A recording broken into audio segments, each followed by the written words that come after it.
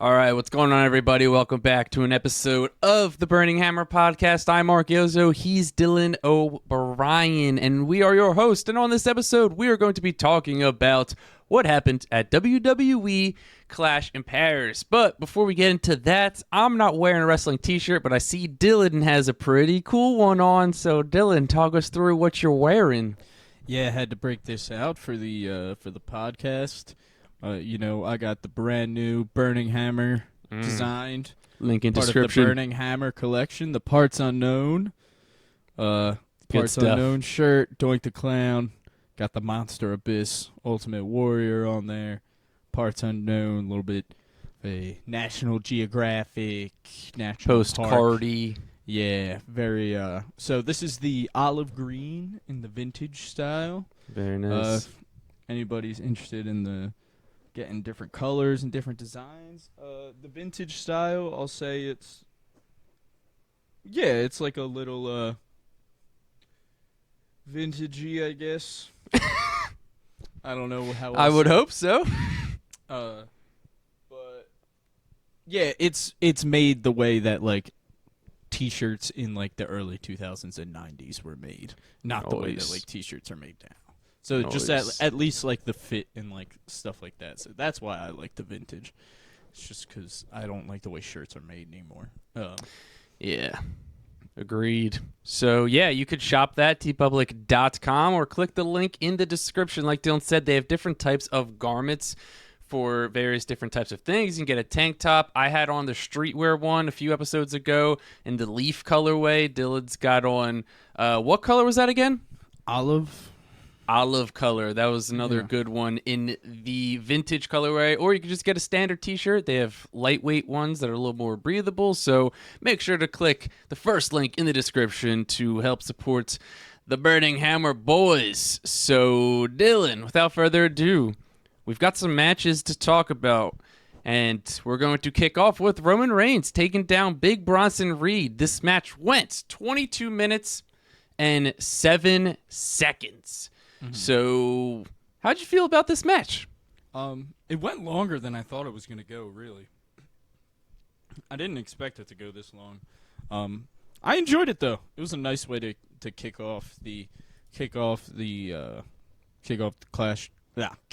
show. Of course, we had Bronson Reed coming out in the Shula Fala, giving that back. Roman Reigns trying to claim that back. Loved Paul wearing it. Yeah, Paul wearing the Shula Fala at one point. But yeah, I really enjoyed this match. I thought it was awesome to see Bronson Reed in a position like this, to where it's the biggest match of his career so far, right? So, it was really cool to see him in that position, and I think he delivered. I really do. So, and I really enjoyed it. But of course, obviously, the big stuff comes in the shenanigans, right? Post-match. Always shenanigans. So we had Roman get the victory. Then Roman claiming the Shula Fala back from Paul. And then choking out Paul. Before being attacked by Braun Breaker and joined by Bronson Reed. And they put Roman through the announce table. Sure did. Send him to the hospital. Yeah, so then that effectively took out Paul Heyman and Roman Reigns from being involved in anything else for the rest of the night. Right? And then we go backstage, and Adam Pearce announces that both Braun Breaker and Bronson Reed are going to be banned from the arena, banned from the building for their actions.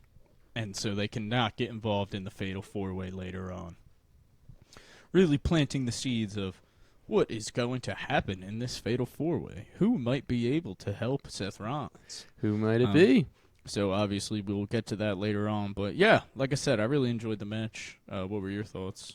Yeah, I thought it was pretty good. I thought it was a great way, like you said, to kick off the show. I thought Bronson Reed showed out. I thought it made Bronson Reed look really good as just like this big behemoth of a man. You know, he really went toe to toe with Roman Reigns, the top dog, and he held his own. So I think this did a lot for Bronson Reed heading into the future. Obviously, there was no shot Roman was going to lose, but it seems like Roman will effectively be off of television for at least the foreseeable future. I'm not sure if he's filming something or what. So but I think he's filming Street Fighter. Okay. So I think that he's like can't be around until September, till like after WrestlePalooza. Okay. I'm pretty sure. So yeah, probably War Games is when he'll make his return. Yeah, I see that. We'll see. So yeah, I mean, again, a lot of these matches went pretty long. There was only 4 of the 6 went over 20 minutes. So, which they usually don't do. They usually it was a long event. Like it went close to 4 hours. Yeah, which they haven't done, I feel like, in a while. Max, it's 3.5 hours, but it's good to see them give their wrestlers some time. I think part of it, obviously, is the crowd, getting fired up, and the wrestlers obviously are going to play into that.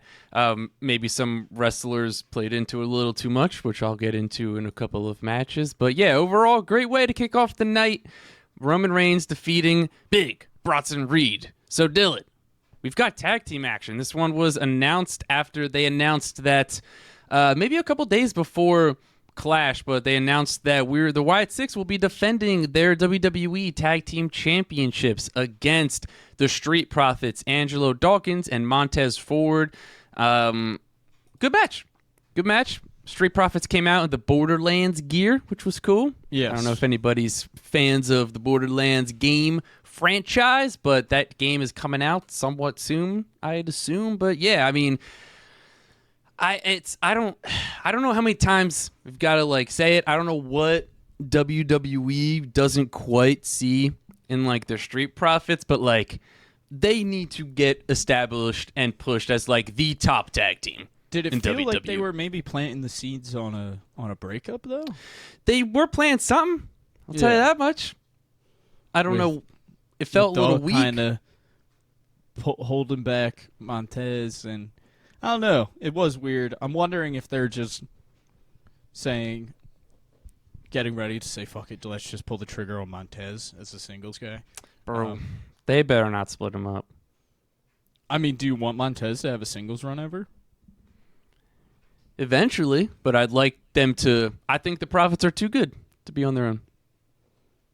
Agreed. I think it would definitely be a knock on the tag division for sure. And I don't think both of them would get booked properly. Well, yeah. If they're out on their single stars, if they push, they're going to choose one of them, probably Montez Ford, and give him a nice push. And then I'm just more worried that Angelo Dawkins would kind of get pushed to the side, even though he's also very, very good. So, I mean, yeah, it's I just think they have so much more to accomplish as a tag team, and they can establish themselves as the tag team in WWE. I think they just gotta let them go, let the leash off them, and let them do their thing, man. They gotta put them on Monday Night Raw. Yeah, I think put them on Raw, or I mean, I think they're gonna get broken up. I think they want Montez as a singles guy at this point. Yeah. Which is a shame, but I think Montez is gonna be an awesome singles guy. So yeah, he will be top tier main event WWE champion level. Okay. I think he can be. He's got that level of charisma and he definitely checks all the boxes. Likable. He's got that he checks the likability aspect. And yeah, but like I said, I'm not calling for it by any means. I think a move to Raw would be perfect for them. But yeah, let's get into this next one, Mark, which was Becky Lynch versus Nikki Bella. Yep, Becky Lynch retained her Women's Intercontinental Championship, defeating Nikki Bella. This match went 13 minutes and 6 seconds. Also, the tag match went 13 minutes and 12 seconds. So, I'll kick us off here. I know we give we've been giving Nikki Bella a lot of shit over the past couple of episodes, but I thought she was pretty okay. Besides the obvious botch of the Samoa Joe walkaway spot, I thought Nikki Bella did okay. I thought she did perfectly fine. I don't love the like surprise kind of roll up win for Becky Lynch. I would have liked to just see her beat Nikki Bella cleanly.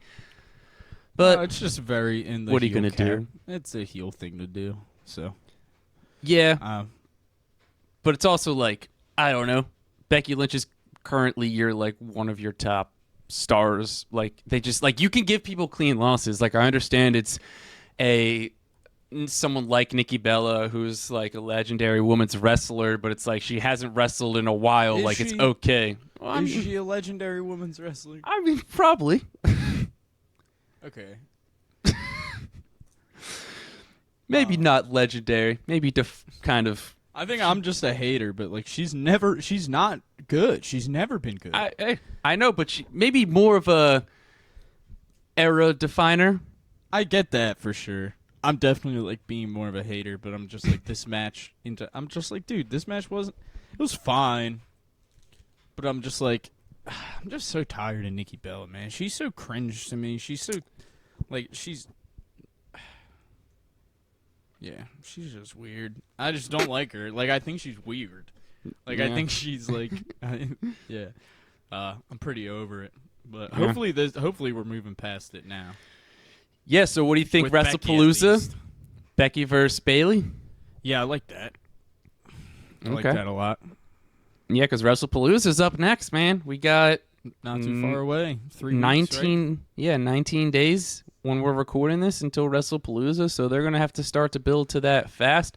Maybe they do. Is there any chance they do like mixed tag action? That's what I thought. The only thing I thought was like maybe Cena and Bayley versus Seth and Becky. Interesting. But I don't think so. I don't think they're going to waste too much. Maybe. I just don't know who it would be. Probably Punk and Bayley. Yeah, Punk and Bayley, probably. Because, I mean, Punk's fighting Seth at Palooza. Totally. I feel pretty good about that. So, I don't know what form that comes in, but I wouldn't be surprised if they did, like, mixed tag action. But, I don't know. It feels like that match needs to have a stipulation if it's Seth versus Punk at Palooza. Yeah, they can't go straight up again. 3 stages of hell. Something. Bro, just give us the 3 stages of hell. So, Dylan, we had a good old-fashioned Donnybrook match. I think the most surprising match of the night. Rusev defeated Sheamus. This match went 20 minutes and 4 seconds. You talk about a blast of a match. That was the good old-fashioned Donnybrook match. You talk about a banger. Yeah, I mean, banger. Great match. A lot of fun. Slugfest and meat fest. That was. I won't lie. Please so don't. As we're approaching the close of this match, I was like, "Is this a match of the year contender for WWE?" Okay, dude, it was good as hell. But it was match so of good. the year Contender. I said contender. Okay, It's not going to be the match of the year, but like. Okay. Contender when it comes to straight up like how good and entertaining that match was. Okay. I don't think I'm like crazy for saying that at all. And I know we don't love Meltzer, but Meltzer gave it 5 stars. Okay, well, Meltzer could suck it. Well, Meltzer can always suck it, but the fact that if he's giving something 5 stars, it even passed his check. Yeah, that's true. No, yeah, I just thought it was awesome. It was a ton of fun. The most surprising part to me was that Rusev won. Yeah, good which for like Rusev. looking back on it, I think probably is the right call. I like that call better than having Sheamus win. I think it's the right call for sure, because you bring Rusev back, and then you kind of just really the first big feud that he's had, because he's had some stuff with the Alpha Academy, but you put him in a feud with Sheamus. Like, when you come back, you need to establish yourself, and someone especially like Rusev, who is like a beast and this force to be reckoned with. Like you can't, like you need to have him win his first feud. Really, What do you think's next for Rusev? man, it's a great question. Right, big PLE win. You would think they don't give Rusev a big PLE win unless they have something set up for him next. But I mean, maybe it's not that out of the ordinary for them to do that. Yeah, maybe. I don't know. Maybe I'd probably think he goes after a title. That's what I was, maybe. I could see him going after Sammy on SmackDown, popping up on SmackDown. Okay, going after Sammy. that would be interesting. I don't know. Yeah, we'll see. It will be definitely interesting though. And I think it's actually very interesting now with Dirty Dom retaining the IC title on Monday Night Raw. Well, I guess Monday afternoon Raw for us. But I think that, I don't know what that means for Dom and AJ. Obviously, I think they're going to move on following that. But I don't know who's going to take this IC title off of Dom, because it felt like if it was going to be AJ, it would have been at Clash. You think, or on Monday Night Raw. It feels like to me that the reason they put it on Raw was because AJ's not a win. Like I feel like they run it back at Palooza. Okay. Because that was 2. That was AJ Dom 2. Oh, that was only their second match? Yeah. Because Dom had the injury for so long or whatever it was. Okay. And their match kept getting pushed back. Interesting. Very interesting. I may be wrong, but I'm almost positive I'm not. Is that was only their second match? I'm like 99% sure. Okay. So yeah, it'd be interesting to see where Rusev Dom's goes. Dom's gonna be on WrestlePalooza, right? Like, yeah, Probably. definitely will. Probably. Because I mean that's going to be basically a WrestleMania worthy card. So gotta have Dom on there. I think Dom's kind of one of their, maybe the best, their best like non-world title attraction. Probably. Yeah, I mean, besides, like, Cena, obviously. Yeah. I think that goes without saying, though. Of course. Of course. Yeah. Dom and When Rhea. Yeah. Like, So, real quick, they announced it that it's going to be Steph versus Io at Palooza. they announced that on Raw? Yeah. Interesting.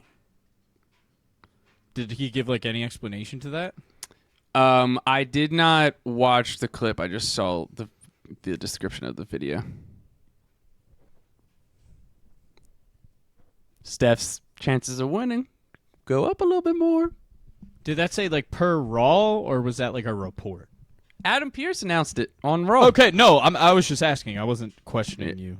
No, he announced it on Raw today. Interesting. Yeah.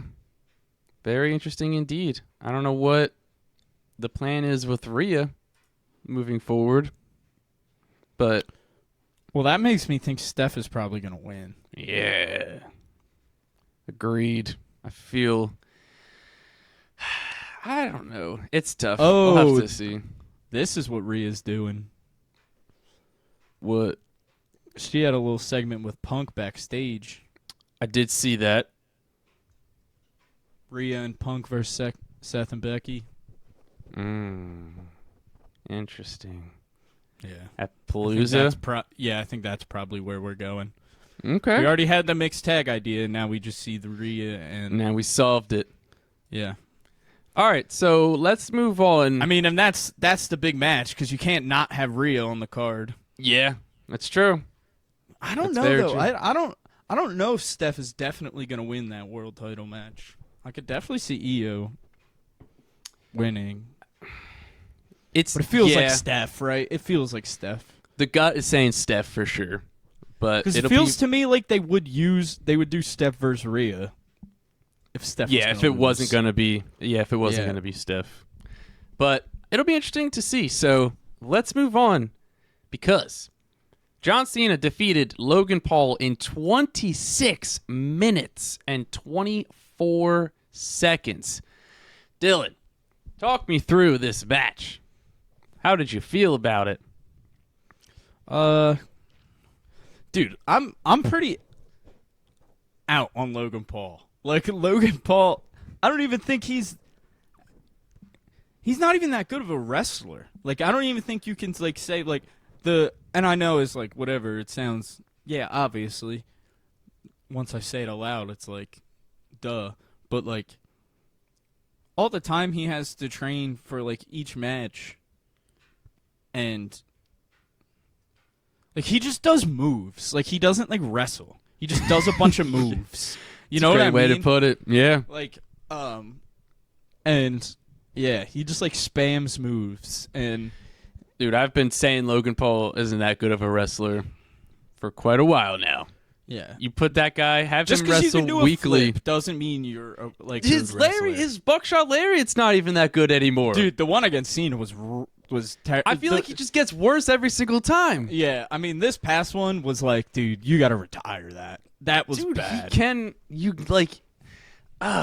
was like Punk's was better that one time. Yeah. Like, I don't know, it's crazy. Like, listen, if Logan Paul said, I want to be a full-time wrestler, and he just decided to dedicate his life to it, I think he could be a really good wrestler. But it's just like, and people just will always sit online and say that Logan Paul's like really good at wrestling, this and that. And it's like, he's like, in reality, he's not. He's just like not that good of a wrestler. Like, I could sit here and look at 10 wrestlers who are better currently than Logan Paul. I mean, it's just like more than that. Yeah. And it's just like, I don't know. I would like to see other people wrestle John Cena's last matches. Yeah, Cena said it best. Logan Wasting Paul. his time with Logan Paul. And then, of course, in that match, we got Cena hitting the Styles Clash. That was nice. And then he gave a little shout-out. Seems like the little Although shout-out we're not was, getting that match. yeah, it seems like he doesn't seem like we're going to get Cena versus AJ, but he wanted to pay a little tribute. Thanks, Logan. Yeah, thanks, Logan Paul, you dumbass. Stupid idiot. But Cena got the win, which was most important, obviously. Not that there was ever any doubt, but you never know with Logan Paul in WWE. You never know. So yeah, You never feel safe. Cena get that W, and now probably on to Brock, which will be, and it also makes sense why they like pushed it out like this, like first ESPN thing, but then they brought up that Cena was at 98 PLE wins going into the Logan Paul match. That was his 99th. So if he beats Brock at WrestlePalooza, that will be his 100th win on a PLE, and it'll be against Brock Lesnar. Interesting. Yeah, Never showed that statistic before. Yeah, I think that's. I think it's probably just like. I will say this. I don't think it's a statistic that matters until you like reach 100. You know what I mean? So it's like. It's true. I don't know. Undertaker was at 107. He is the most. I thought it was interesting. I thought they should bring it up more about who's got the most PLE wins. They usually just do the. Oh, I thought you were. PLEs. I thought you were saying it was stupid. No. No. No, I thought it was cool. They just have never showed it before. No, agreed. I literally went, "Oh, that's interesting," when I saw it. Yeah, I was interested to see that it was like Undertaker, Cena, Triple H, and Orton, I think. Yeah. Right? Were the top four. Yeah. So, before we move on to the main event, what bothered me with this match was the match went 26 minutes. It felt like they wrestled for like 10 of that. Yeah, it was really weird. It felt so long, and I understand like you're going to play with the crowd, but it's like, dude, Logan Paul was just overdoing it, and I know it was part of the story with like he was trying to hit the 5-knuckle shuffle, and he was just like taunting the crowd too much, but it was like, dude, he would just like hit a move and then go sit there and then spend like not hit another move for like a minute because he was just like toying with the crowd, and it was just like it was just too much. Like this match could have just went like 15 to 20 minutes without just like he just like doesn't move that. and then like taunts people for like a minute and then does another move, and it's like once we're getting into as you're getting into your like matches in the 20s and stuff, it's like, all right, couple big moves aren't going to get you through a match anymore. Like, it felt like this match didn't have a great flow to it. No, very And it was very much separated into parts. Like, it was not like flow. Yeah. Another thing that bothered me too was like, and I get that they're probably telling Cole and Wade Barrett to like say it, but they were kind of just like, this was like Logan Paul's like a rival match is what it felt like, because that's basically just like what they said. And I was like, dude, as like, it's just, I don't know. It's not a good arrival match. No. And it's like, I don't know. I thought it was probably one of the worst Logan Paul matches. Oh, it definitely was. And it's not because of Cena. Cena did really well. Like, yeah. Cena's been cooking as of late in the ring. Yeah, I mean, Cena's breaking out new moves left and right. Yeah. And it's like, I don't know, Cena, I thought it was like looking good. He's still screaming all of his spots, but. Oh, yeah. That's. What's Cena for you, baby? Yeah. That's Big Match John. Oh, dude, the number of times they credit JBL with coining John. The term Big Match John. Big Match John, dude. It's the number of times Michael Cole says that. Yeah, it is funny. And my former colleague, JBL, put it best. Big Match John. Good God. All right. Let's move on to the main event, Dylan, because that's where things got a lot of fun. So Seth Rollins beat CM Punk, Jey Uso, and LA Knight, and that match went 24 minutes and 49 seconds. I don't know about you, but that Seth Rollins promo before the match got me so amped up, man. My goodness. Yeah, man. Said, I've never needed anybody. Like, Seth Rollins he's like, listen, I formed the vision, I created the vision, but I don't need the vision. Yeah. So good. He's the best in the world. Yeah, dude. Can't convince me anyone's better than him right now. And then, of course, we plant. So, I'll say this first and foremost. It was a good match. I really enjoyed it. Great match. Had a lot of fun. A lot of fun. That French crowd for all those entrances, man. I mean, watching. That's what I was like. I didn't really like think about it until we were approaching the main event. I was like, holy shit, these 4 entrances are about to be crazy. Yeah. Well, Cena's was crazy too, because just literally 30,000 people just had their cell phones out, just recording Cena's entrance. Like, I don't know if like the one like mental screenshot I took from that match was when they had the wide shot, and it was literally everybody in the crowd just had their phones up, just waiting for Cena to come out. And I was like, dude, that's aura. Yeah. That's what. It's funny you say that, but when Roman walked out, I like noticed that like same thing. Everyone just has their phones out, and I like turned to Erin and I was like, "That's what the kids refer to as aura." Like, that right there. But yeah, man, it was those entrances were awesome, and a really fun match, and of course, it ended on the big reveal, newest member of the Vision. Right, did we get a promo on Raw today? I am not sure. I did not watch Monday night. Yeah, so just because it was during the day. I will watch it. I'm going to have to watch it after this. It was at like 2 o'clock for us, which I saw people were debating if she was like officially in the Vision or not. Okay. That's what my biggest question was going to be. If she was actually in the Vision. Yeah, I hope she is. I think so. And she posted a picture after that said, "We run this industry, #the Vision." They sure do. So, and I don't think she would have put the hashtag if she wasn't in the group, right? It's true. So hopefully, I mean, I don't understand. Yeah, then none of that makes sense if she's not in the group. Like, I guess it makes sense obviously because they're real life husband and wife, but like, it feels like unnecessary.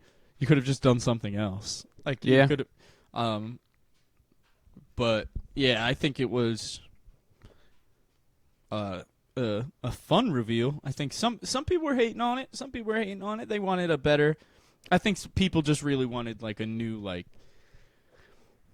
I think people wanted like an Ilya or Tony D'Angelo, like a new like young up and coming members. That's fine, but Becky Lynch is the coolest person to join. Oh my god! Like, there's nobody would have been cooler than Becky Lynch to join the faction. Them two need to be walking around with their titles and smooching all day. Yeah, Paul Heyman by their side. That's what I mean. Like, I want like Paul Heyman coming out with Becky now too. Like, I want like, you know what I mean? Like, we need all that. I thought it was awesome, man, and I think the one thing is, like, I saw some people are comparing it to when we had some stuff with Seth and Becky teaming up. Like how they did a while back. You remember? I'm pretty sure we were at a PLE where that happened, where they had the mixed tag against We were against Baron Corbin and somebody. Yeah, I think it was Lacey Evans. It was Lacey Evans. Yeah. Corbin put Becky through the table. But Or did he hit the deep six? No, he hit her with an end of days. Okay. But then, so where I'm going with this is, I think people were not too big a fan of that stuff when they did it back then. Okay. And rightfully so. Becky talks about it in her book, like working on screen with Seth at the time, and it was like they were dating for like less than a year. Like it was like very weird. It was just like, it was also just like two babyface characters that just found out. Everyone just found out they're in real life dating, so put them together on screen. It was weird. In this situation, I think it works way, way, way better. Obviously, they're way more comfortable in their relationship, in their gimmicks, and everything. It's gonna be awesome. I can't wait to see where they go with it. I mean, two of the best gimmicks currently. Yeah, easily. I mean, two, and I think they're in an interesting spot with Becky Lynch now because obviously you saw the crowd was very much in favor of Becky Lynch. Do you think that was because it was Nikki Bella, or do you think it was just how much everybody loves Becky? I think the European crowd specifically probably likes Becky. Okay. I think it was a mix of both. I think this specific crowd, I think European crowds are always going to... Becky, in general, is going to be kind of over always, right? Yeah. I think in Europe especially, and then I think the fact that she was going up against Nikki Bella definitely didn't help. So. Yeah, that's true. I mean, yeah, so I just think they're in an interesting spot because of how much the crowd is going to love Becky Lynch right now. Like, I think she's kind of... Well, maybe that's why they put her up against Rio, right? Yeah. In this situation, if they're doing Punk, because it's like if you need somebody to get someone booed right now, Rio's, they were getting Bianca and Io Sky booed, so... Yeah. So, let's talk WrestlePalooza. So, feel pretty good. Cena versus Brock. Seth versus Punk in some sort of fashion. I Cody feel pretty good versus about that Drew. mixed tag. Okay. About Rhea and Punk versus Seth and Becky. Cody versus Drew. I think I probably agree. Because they're not going to not put Rhea I on think WrestlePalooza. Jade versus Tiff. Because they just announced Jade as the #1 contender. How? You got me. For losing her match, I guess she earned another shot somehow. I don't know. Okay. But part of me thinks that they're gonna like pull the trigger on Jade there at WrestlePalooza. That would be certainly interesting. Yeah, but to do it there. Unless they do it on a SmackDown, but Jade is the #1 contender, so interesting. I would expect them to do that there, especially if Rhea doesn't have a singles match. Okay. So, and then we have Io versus Steph at WrestlePalooza confirmed. So, what are you thinking? 6 matches? 6, yeah. Okay. I think they're probably going to follow that 6 match. I think 6 is pretty... I like 6 matches. I like 6, too. I don't think it needs to be as long as it was yesterday, right? Like, I don't think we need the entire PLE. I think it's just because matches felt really long because they're messing with the crowd a lot. Yeah, totally. Like, if you're going to have people wrestle for 20 minutes, like, that's fine. But it's like, when you have a match that's 20 minutes that is...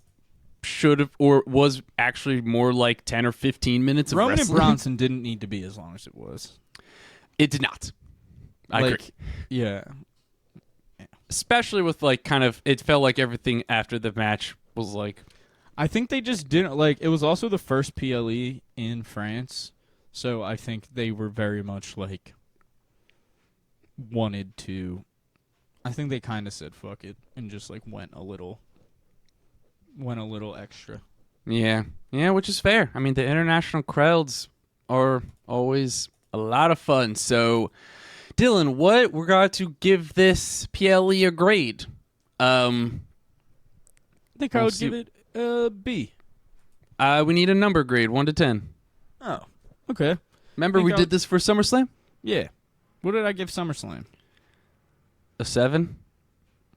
I'll give this a 7.5. Okay. I gave SummerSlam an 8. Actually, I'll give this an 8. I'll give Paris an 8. I'm gonna give this an 8 as well. I thought it was just as good as SummerSlam. So that will give a total to score. Me, it was a little better than SummerSlam. Okay, that's fair. That will give us a 16. So that is SummerSlam's at 15, and Clash of Paris is at 16. So make sure to follow us because we're going to keep the leaderboard going for all of the PLEs that are happening. Also, before we sign off, test it out. WWE on ESPN, and I can confirm I have YouTube TV. I was able to sign in to the ESPN app through YouTube TV. So we will see if I will be able to watch WrestlePalooza with that. Is it just the regular ESPN app? Yeah, so they like moved everything to like one app, like all of their live stuff, because they used to have ESPN Plus as its own app, but then they were just like, we're going to put everything on ESPN. So there's that. So hopefully if you guys have live television, you won't have to pay $30 a month, and then we'll all be really happy. Also, Stephanie McMahon even told you to go buy a VPN as opposed to paying $30 a month. All right, so with that being said, I'm Mark Izzo, he's Dylan O'Brien, and we'll catch you in the next one.